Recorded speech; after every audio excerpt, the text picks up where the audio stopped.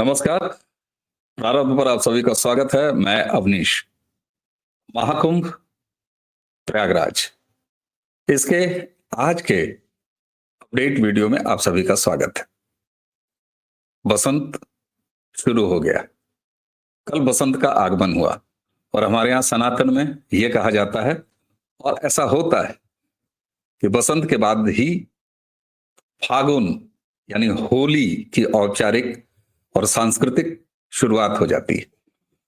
तो आप सबको बसंत पंचमी के बाद बसंत के इस पूरे मास की, मधुमास की बहुत बहुत शुभकामनाएं और सनातन की लोक संस्कृति का एक और पौराणिक महत्व के पर्व होलिका के औपचारिक शुरुआत की भी बधाई हो।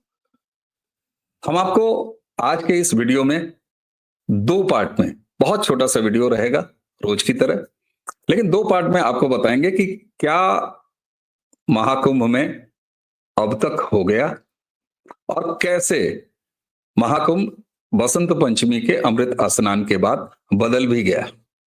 जी हाँ, तो कैसा रहा बसंत, आइए इसकी शुरुआत करते हैं। एक वीडियो देखिए ताकि भव्यता का एक अंदाजा हो और उसके बाद आगे बताएंगे कि कैसे बदल गया महाकुंभ का पूरा क्षेत्र। तो कैसा रहा बसंत और कैसा रहा बसंत का अमृत स्नान, इस एक वीडियो से शुरुआत करते हैं।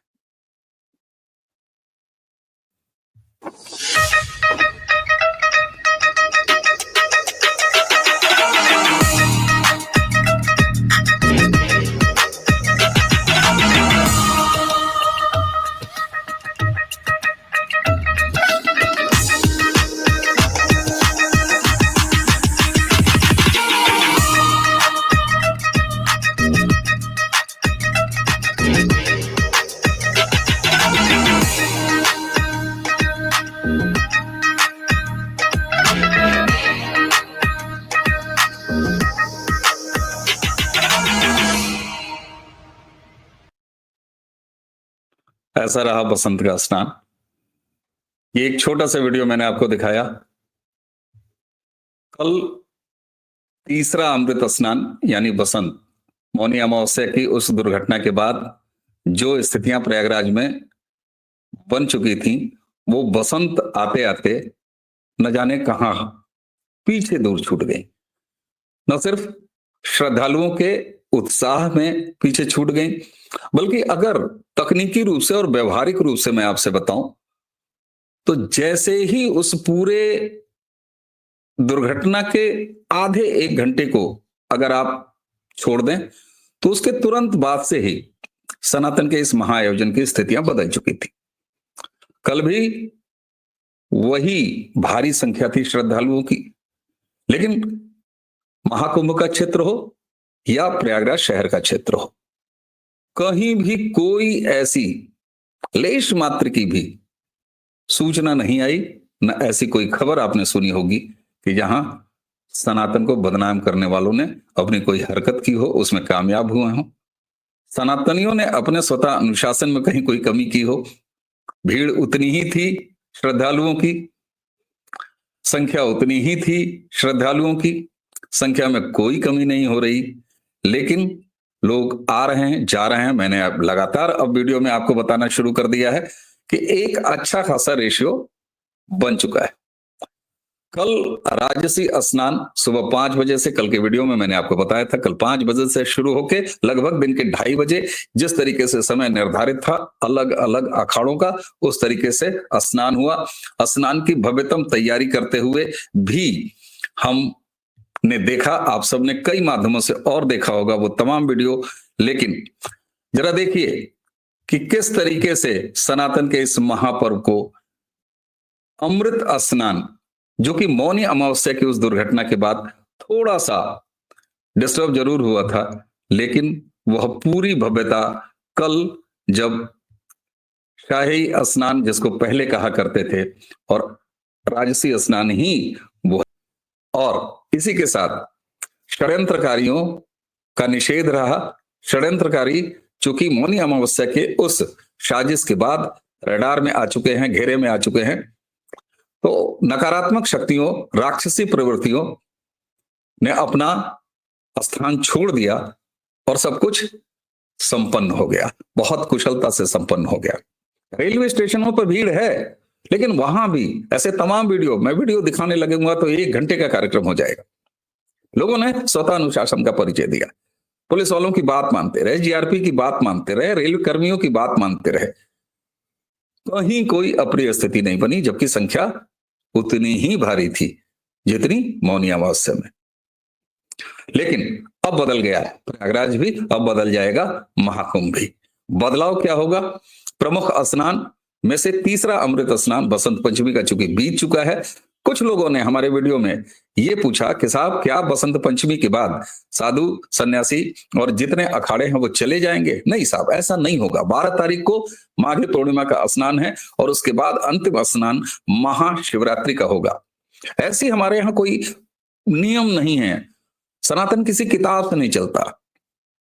और जो कुछ भी अपनी छोटी समझ के अनुसार मैं महाकुंभ या कुंभ के हमारी सनातनी व्यवस्था के बारे में मैं समझता हूं, यह दरअसल सनातन के श्रेष्ठ धर्माचार्यों की एक ऐसी ज्वाइंट पार्लियामेंट है, एक ऐसी संसद का संयुक्त सत्र है जिसमें सनातन की दिशा निर्देश तय होते हैं, उनकी समस्याओं उस पर मंथन होता है और आगे कैसे चलना है इसका विचार किया जाता है। और इसीलिए इन 3 प्रमुख स्नानों यानी बसंत पंचमी तक, जो कि मकर संक्रांति, मौनी अमावस्या और उसके बाद बसंत पंचमी तक आता है, वहां तक आप कह सकते हैं कि पार्टी व्हिप जारी होता है, जैसे संसद में जारी होता है कि हर एक की मौजूदगी अनिवार्य है, आवश्यक है। ये कुछ उसी तरह का विधान है।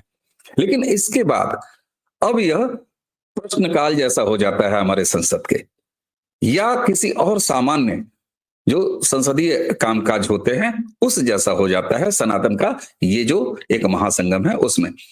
तो ये इच्छा पर निर्भर करता है, अखाड़ों की अपनी अपनी परंपरा पर निर्भर करता है, संतों के अपनी अपनी परंपरा पर निर्भर करता है कि वो अब कब तक रुकते हैं और कब तक नहीं रुकते हैं। लेकिन माघी पूर्णिमा तक आपको लगभग अखाड़े मिल जाएंगे, लगभग अखाड़े मिल जाएंगे। अखाड़े तो आपको महाशिवरात्रि तक मिल जाएंगे। इसलिए इस बात की तनिक भी चिंता मत करिए कि आपको साधु सन्यासी और हमारे श्रेष्ठ सनातन विद्वत जनों का दर्शन लाभ मिलेगा कि नहीं, ऐसा बिल्कुल नहीं है, आपको बिल्कुल मिलेगा। और हाँ, मैं ही था जो आपको कहता था कि धीरे धीरे कार्यक्रम बनाइए, रुक रुक के कार्यक्रम बनाइए। मैं ही हूं अब ये कह रहा हूं कि आपका प्रयागराज, आपका महाकुंभ, सनातन का प्रयागराज, सनातन का महाकुंभ अब इतना बदल चुका है कि आप भर भर के अपना कार्यक्रम बना सकते हैं।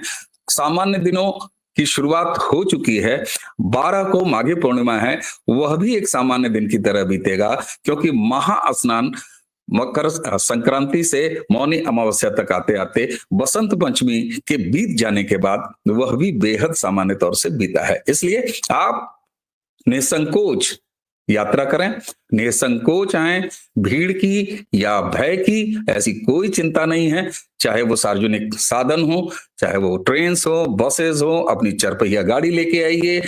5 तारीख तक ही मेला क्षेत्र नो व्हीकल जोन है, हो सकता है इसकी समीक्षा हो और इसको समाप्त कर दिया जाए, लेकिन हर एक सेक्टर के घाट, हर एक नहाने वाले स्नान से महज 2 किलोमीटर की दूर तक पार्किंग है और 2 किलोमीटर की उस दूरी वाली पार्किंग पर आपकी गाड़ी जाके आराम से पार्क हो जाएगी।